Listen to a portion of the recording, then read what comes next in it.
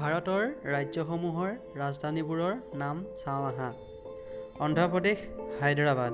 Arunachal Pradesh Itanagar, Assam Dispur,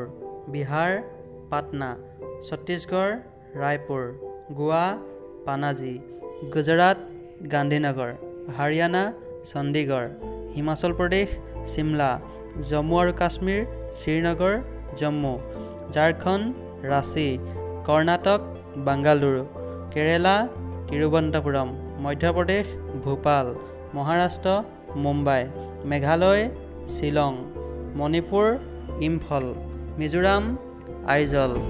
Nagaland Kohima, Orissa Bhubaneswar, Punjab Chandigarh, Rajasthan Jaipur, Sikkim Gangtok, Tamil Nadu Chennai, Telangana Hyderabad, Tripura Agartala, Uttar Pradesh Lucknow, Uttarakhand Dehradun.